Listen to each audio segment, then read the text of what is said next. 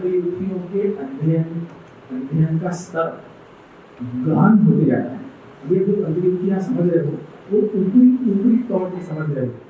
हम लोग तंत्रयुक्तियां समझा रहे हैं वो भी ऊपरी तौर पे आपको समझा रहे हैं, क्योंकि किसी भी चीज के गहन जाने में एक बेस की जरूरत होती है।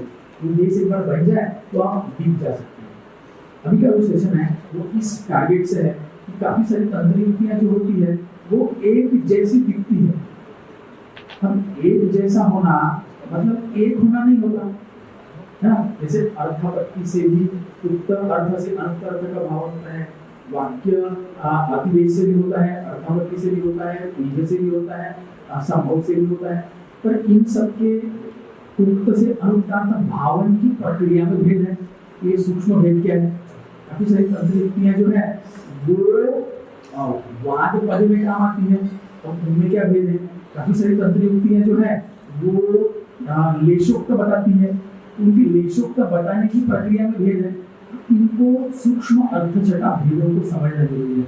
डेफिनेशन एक जैसी दिखती है कई लोगों की, कई तंत्रयुक्ति की डेफिनेशन एक जैसी है, उसमें भेद क्या है ये अगर आप समझोगे नहीं तो आप उसको प्रिसाइजली इस्तेमाल नहीं कर पाओगे। जिसको प्रिसीजन आना चाहिए आपके नॉलेज में भी, अभी आपका नॉलेज थोड़ा सुपरफिशियल है, उसको प्रिसाइज करना है तो आपको क्या करना पड़ेगा? इन तंत्रयुक्तियों का कंपैरेटिव स्टडी करना पड़ेगा। तो एक छोटी मेरी कोशिश है कि आप तंत्रयुक्तियों को कंपैरेटिवली कैसे समझेंगे।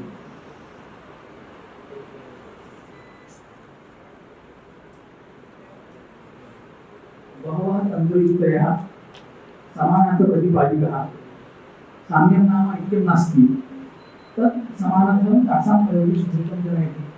अब देखिए उत्तेन अनुक्तार्थ साधनाय प्रयुक्तः तंत्रयुक्तयः उयम अतिदेशः अर्थापत्ति और वाक्यशेष है ना। अब मुझे ये बताइए कि इन चारों में क्या भेद है? उय, अर्थापत्ति, अतिदेश और वाक्यशेष, इन सब से उक्त अर्थ से अनुक्तार्थ का भावन होता है। अभी तक आपने जो तंत्रयुक्तियां समझी है उसके बेस पे ये बताइए कि इनमें क्या भेद है। तो टाइटल लिखा था, देखिए चार उयम, अतिदेश, अर्थापत्ति और वाक्यशेष, ये चार तंत्रयुक्तियां हैं। अब बताइए उये स्वप्रज्ञया, देखो मैंने बोला स्वप्रज्ञया कारण उपपत्तितः तर्कयित्वा, कारण उपपत्त्या तर्कयित्वा पक्ष एक आश्रियते तस्मात् प्रज्ञायाः आवश्यकता तत्र विद्यते। उय करना है तो तर्क करने का सामर्थ्य चाहिए। अगर प्रज्ञा नहीं है तो उय नहीं होगा, तर्क नहीं होगा तो उय नहीं होगा। समझ रहे क्या? उय करने के लिए साइंटिफिक मेथड ऑफ तर्क should be known. You should be well versed with the principles of that science. Then only you can do tarka. जिसको तर्क मालूम है उसको समझ में आ जाएगा कि उय में तर्क की जरूरत पड़ती है। अभी बच्चा वाक्यशेष बताइए।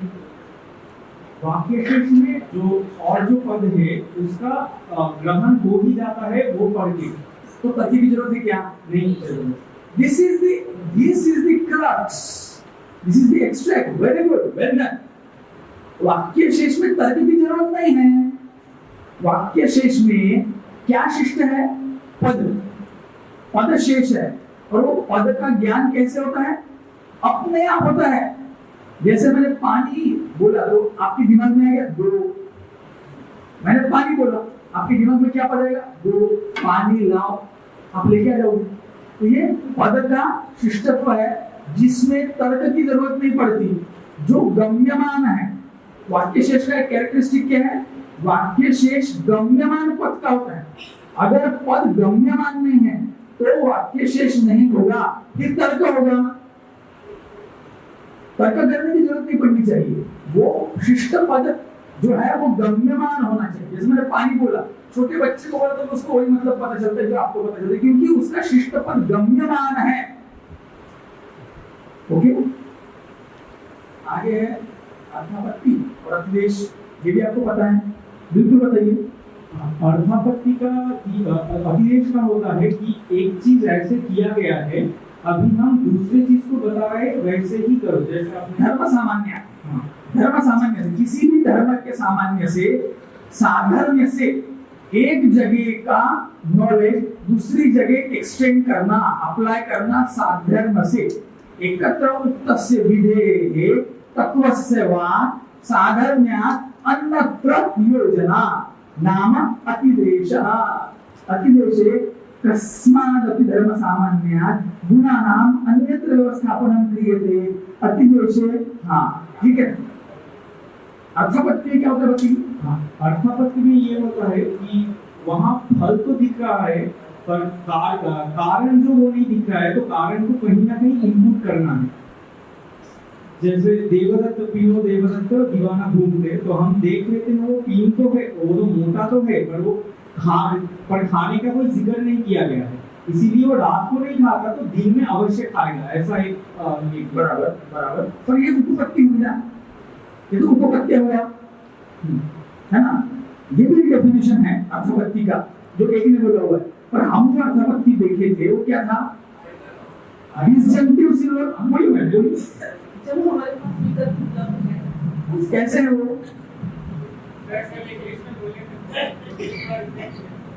वो विकल्प कैसे हैं? हाँ सही बोलिए ना, अब बोलिए मत। हाँ इंग्लिश में बोलिए, हिंदी में बोलिए चले। नहीं नहीं, मुझे इंग्लिश नहीं चाहिए। परिस्थिति प्रकरण अनुसार जो के विकल्प उपलब्ध है उनमें से अगर एक तीनों विकल्प कैसे हैं? वो तो जरूरी है, परस्पर व्यावर्तक है। अरे यही तो भूल जाते थे, आप भूल गया। व्यावर्तक नहीं बोलोगे तो उसका कैरेक्टरिस्टिक चलेगा, वो व्यावर्तक ही चाहिए तो ही अर्थापत्ति होगी। अतिदेश में व्यावर्तन नहीं है, अतिदेश में समान धर्मता से एक्सटेंशन है। इसमें क्या है? अर्थापत्ति में अर्थापत्त्याम उभय प्रत्यनीक संभवाभ्याम एकस्य निरासात् अन्यस्य स्वयमेव ज्ञानं भवति। तर्कस्य अपेक्षा अर्थापत्त्याम न विद्यते।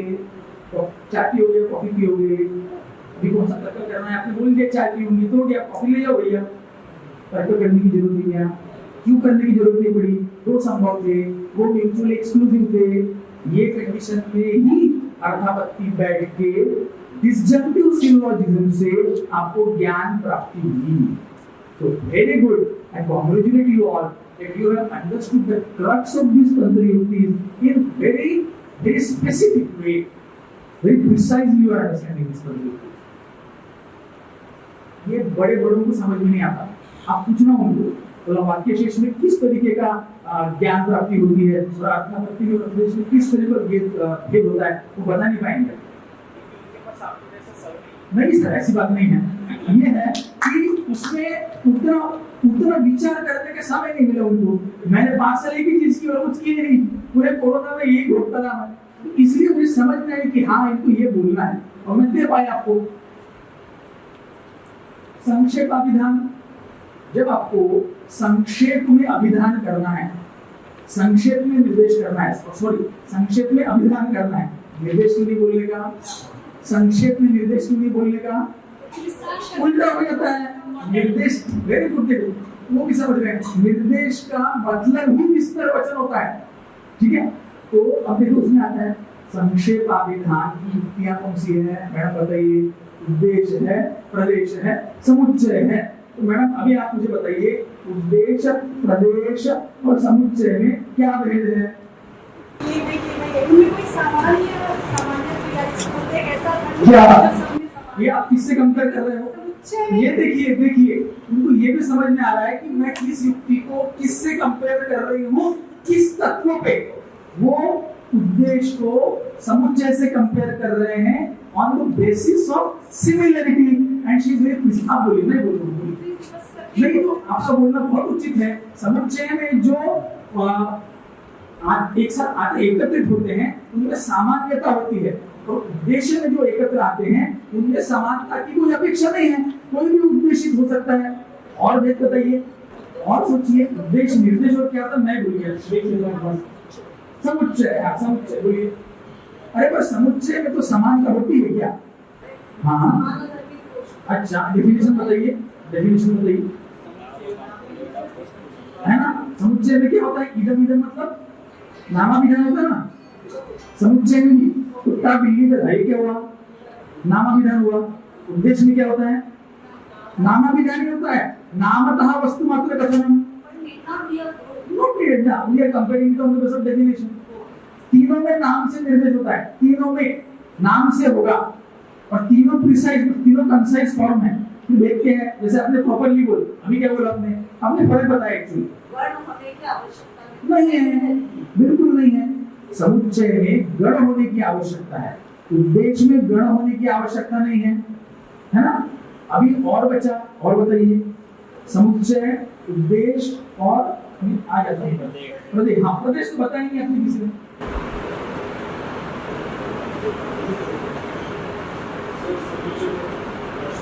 हाँ हाँ यदि ना हो तो समुच्चय क्या समुच्चय मतलब कैसे? एग्जाम्पल, बिना पदों के समुच्चय कैसे होगा? किसी न किसी कंपोनेंट पे होगा ना, किसी न किसी भाव पदार्थ का होगा, तो भाव पदार्थ का नाम तो होगा ही।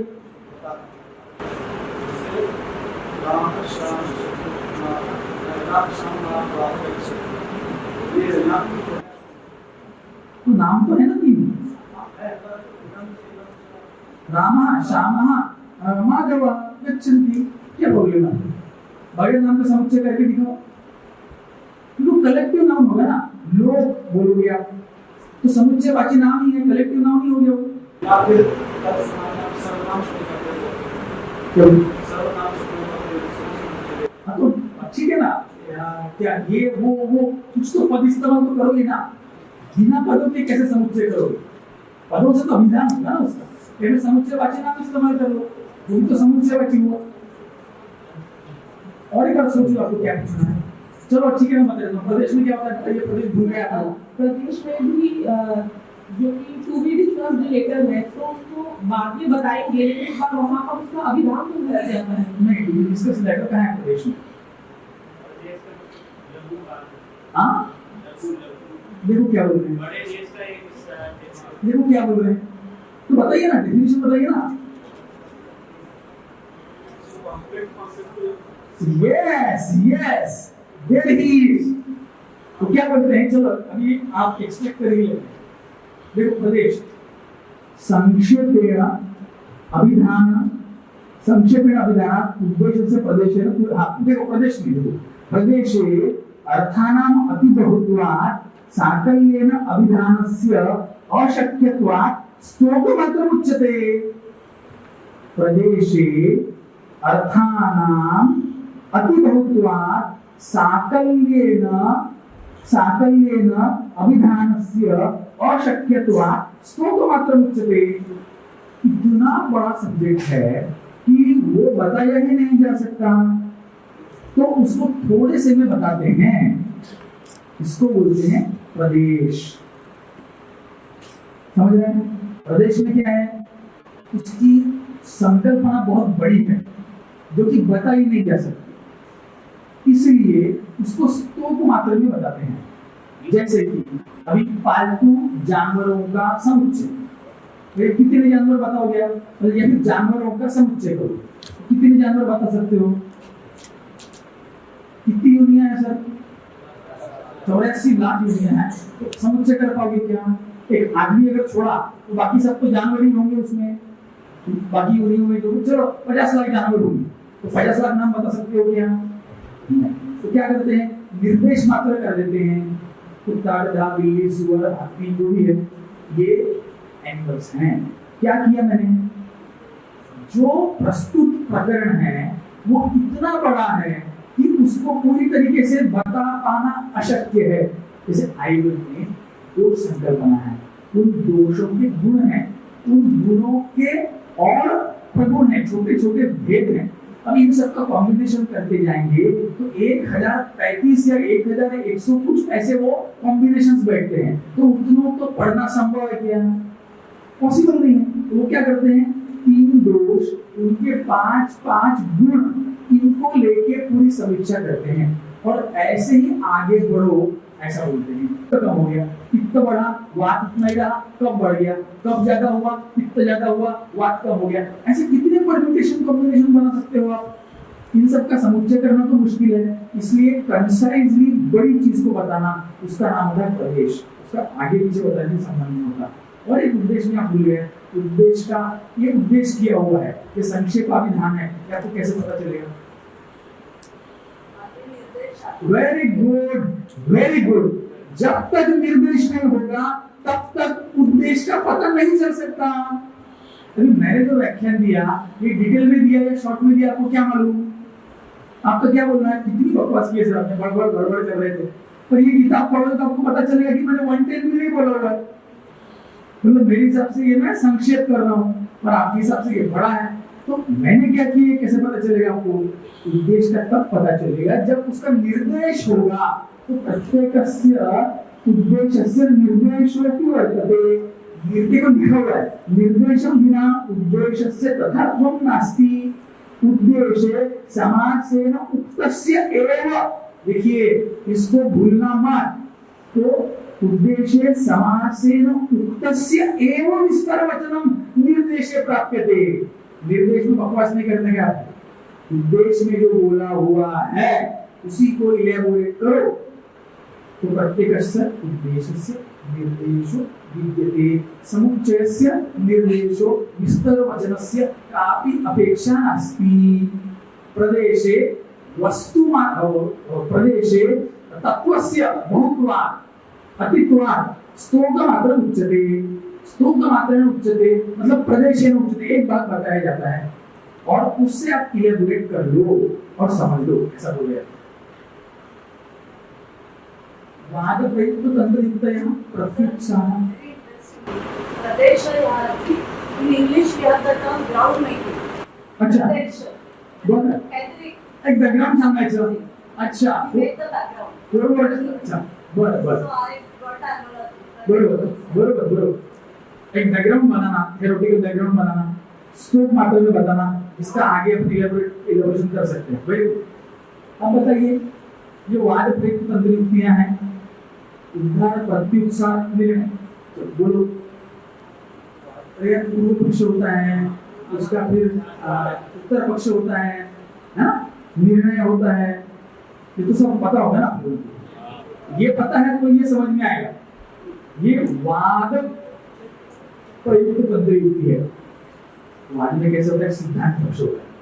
हाँ, सब मैंने कुछ बोल लिया, मैंने कुछ विधान कर दिया, तो ये हो गया मेरा सिद्धांत।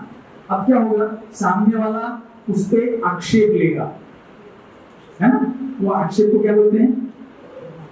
पूर्व पक्ष कलम में देखा था, आक्षेपक पूर्व वाक्यम पूर्व पक्ष। अगर आक्षेप नहीं होगा तो पूर्व पक्ष नहीं बोल सकते उसको। उद्धार में क्या होता है? परमत निवारण साधर्म्यात् इयस्य प्रत्युत्सारस्य तुलना शक्यते। उद्धारे परमत निवारणं कृत्वा स्वपक्ष उद्धरणं क्रियते। प्रत्युत्सार देख लेते हैं। प्रत्युत्सार में परमत निवारणं एव क्रियते, स्वपक्षस्य स्थापनं न दृश्यते। ये खड़े हुए हैं, ये सर ये ऐसा ऐसा है, मैंने बोला नहीं ये ऐसा नहीं है, गलत। क्या हुआ?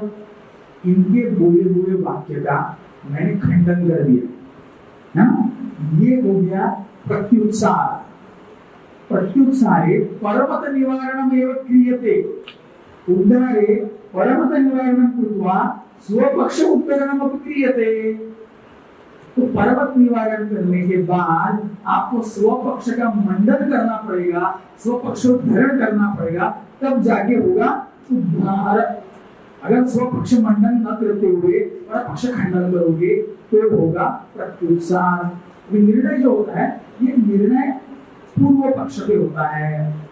पूर्व पक्ष और उत्तर पक्ष, उत्तर पक्ष को निर्णय बोला जाता है। उत्तर पक्ष का पूर्व पक्ष का जो उत्तर होता है उसको बोला जाता है निर्णय, और वो पूर्व पक्ष पे ही होता है। समझ गया?